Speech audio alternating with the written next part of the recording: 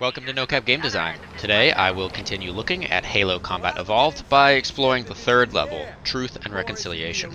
In this level, the Master Chief goes on the offensive and will work to board an enemy ship. I think most players of this game may remember it as the nighttime sniper rifle level, and for good reason. The dark skybox and spawning with the sniper rifle are both unique elements compared to the other levels. It's quite memorable. But first, Cortana gives us the mission. Be sneaky. I recommend using your sniper rifle to take out the gunners while I call for Marine support. She wants us to go up to the right here, but there is an option for the player to run in headfirst instead. Now, the first aliens that the player sees are a pair of sleeping grunts here. Stationary targets provide a great first target for a player trying to practice their aim, but it's not just a training session. This is a full encounter with stronger enemies who are awake and harder to hit. But these napping grunts aren't the only easy targets. These stationary guns are also stationary, go figure. Notice that they're bright and big and draws the player's attention, even in the dark level, even across a battlefield. And if that wasn't enough to pull a player's attention, then Cortana's talking is. Alert! A Covenant is making a run for that stationary gun. Take him out! She even drops a waypoint on a grunt who's moving towards the gun. It seems that the developers are really trying to get the player to practice their aim here. Also, having the allies around to act as nice bullet sponges or distractions will allow a player to line up a nice, calm shot on these turrets. Sorry, Marines. This outdoor section of the level is a string of encounter areas. Behind the Master Chief is a previous encounter, and ahead is the next one. Each time the player comes around a bend to the next area, the devs have placed a nice turret for the player to practice their aim on. So even if the player gets pulled into close combat machine gun fights, there are several opportunities to get some practice with the sniper rifle. The turrets also have the brightest bullets, further drawing a leading line for the player to pinpoint its exact location, even when they are using a sniper rifle from far away. By design, the turret is trying to get shot at by the sniper rifle. Or, inversely, the sniper rifle is designed to deal with these turrets. Take your pick on how you want to think about it. But the turrets aren't the only thing. The mission profile itself also helps to enhance the gun. There are a few times in this level that offers the player the choice of either sneaking around on the side to get a flanking position, or rushing directly into an encounter.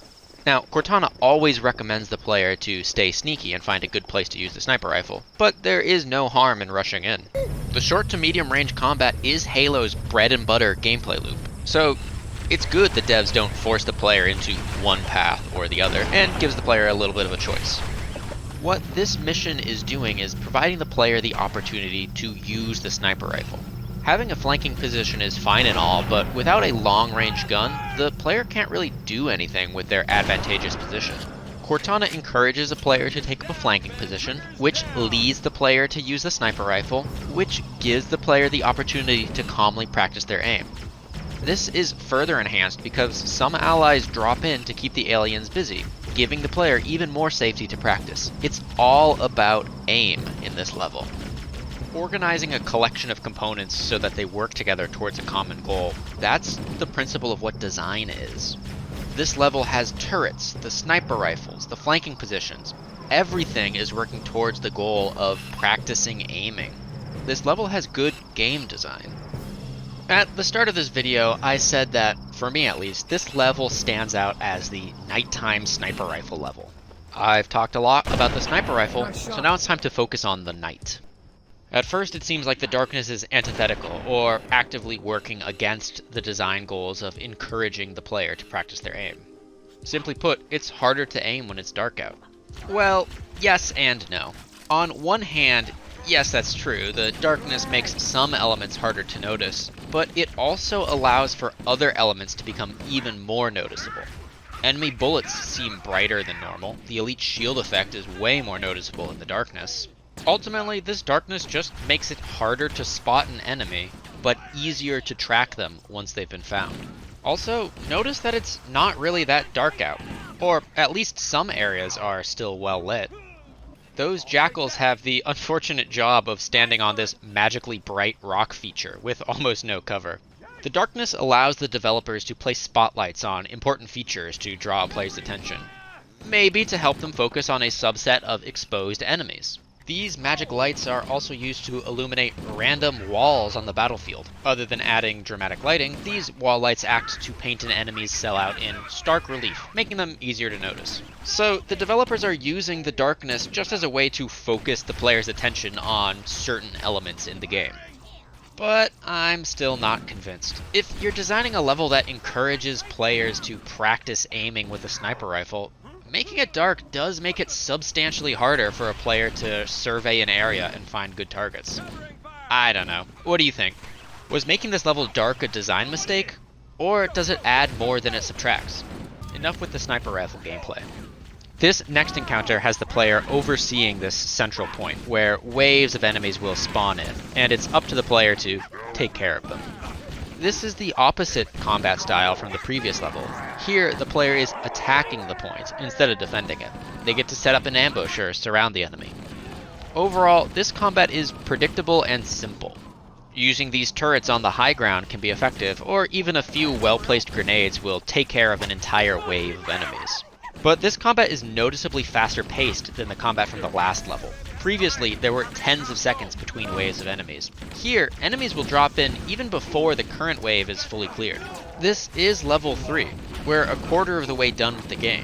The devs are turning up the challenge a little, and they're doing this by increasing the pace of combat. That, and they introduce a new enemy, the Hunter. Last time I was saying that the bigger and brighter an enemy, the more dangerous it is. That rule definitely applies here too, as the biggest, brightest, and baddest enemies of the game. Their front is heavily armored, reflecting bullets and plasma alike, and they basically shoot grenades, so they're hard to take on from a distance. This Hunter seems to have an accuracy problem, but maybe this is by design, giving the players a hidden trump card to take on these new enemies if they really need it. Allow me to skip ahead for another Hunter encounter in this level. Here I have an overshield and demonstrate that taking on a Hunter from close range is an even worse idea from taking them on from a distance. Their melee attacks toss the player across the room and takes about half of the player's shields in a single hit. And despite their size, the Hunters are much faster than the player too, making them both hard to hit and hard to stay away from.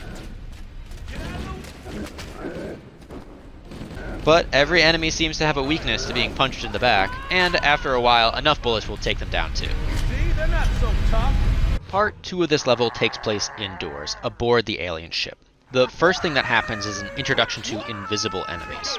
With the Hunters, I just got finished saying that the more noticeable and big an enemy is, the more dangerous they tend to be. Well, these guys are literally invisible, and that sword is a one-hit instant kill weapon. Arguably, these guys are much more dangerous than a pair of Hunters. So, why did the devs make them invisible? Well, design is not a science, and sometimes breaking the rules is good. But before you're allowed to break the rules, you have to know what they are. In this series, I'm attempting to catalog and explain some important principles of game design. In order to make good games, you should follow these guidelines. But in order to make great games, you have to take some risks and break these rules. Sometimes. Back to the invisible enemies. Well, they're not totally invisible. This one here has a giant glowing cyber sword, making it noticeable, giving the player something to actually shoot at. And notice, the enemy is unleashed at the start of the fight. Something like this might be very hard to notice in the middle of a chaotic combat scenario. And generally the devs use these invisible elites to start an encounter. Later on, there's a pair of invisible elites without a sword, making them quite challenging to see. But this is a narrow hallway, so the spray and pray doctrine of aiming is quite effective. We showed them.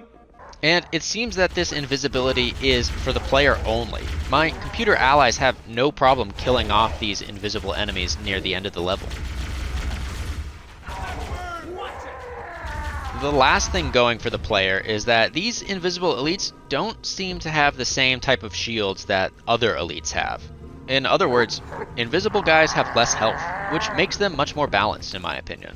So maybe they're not that dangerous. But I think most players will panic a little when they see an instant kill sword floating towards them.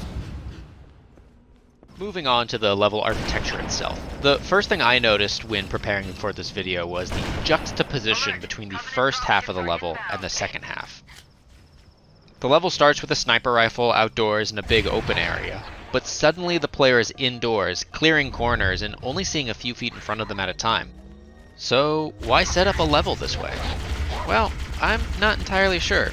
Maybe the devs were trying to hedge their bets. The sniper rifle is a treat, not a core part of the main gameplay loop. Maybe these are two separate level prototypes that they stuck together for development reasons.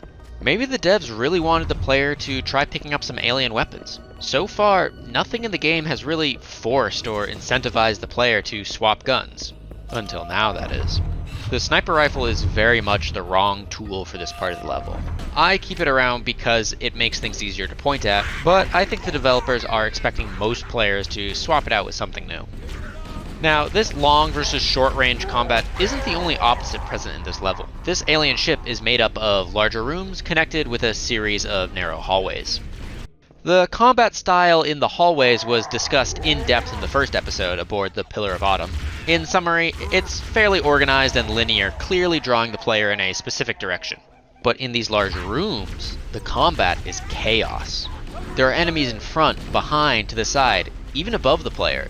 These rooms are all rimmed with multiple doorways that the developers use to inject waves of enemies, and these waves come fast. The devs are increasing the pace of combat, never giving the player a chance to catch their breath.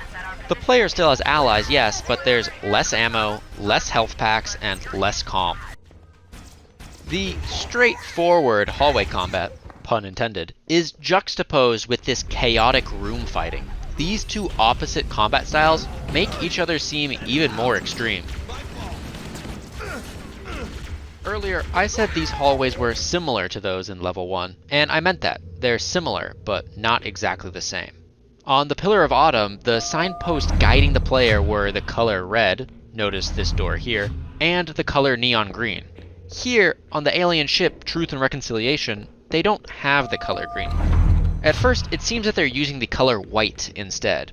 But really what's happening here is they have a signal for where the player should not go, instead of a signal or signpost for where the player should go. And really, you only need one type. Either telling the player where to go, or where not to go. Having both makes it clear, great for a tutorial level, but here, it makes sense to only use the red color. The Master Chief is storming an alien ship. Of course we don't know exactly where to go. It's an alien ship, for crying out loud. The lack of a clear green signpost forces the player to do a little exploration on their own and feel just a little bit lost. So for your games, think about how you use signposts. What information do they specifically convey, and how does your player interact with them? Do your signposts add to the tone, or do they give away too many hints? Signposts are important. Here's an example of these wrong way signals in action. Notice this fork in the path. With no green light guiding the player, it's not immediately clear where to go. But off on the right, these doors are slightly tinted red. And off on the left, there is no red. So this is probably the correct direction to go in. Of course, only having this no-go type of signpost has its drawbacks. Namely, it's pretty easy to get lost, which is a big game design no-no. After the chaos that is open room combat, the player will get turned around, making it hard for them to determine which of the several doors they should use to progress. To prevent the player from getting really lost, the developers use the nuclear option. This heads-up display waypoint painted directly on top of the UI. In this level, the developers use it after every single room encounter.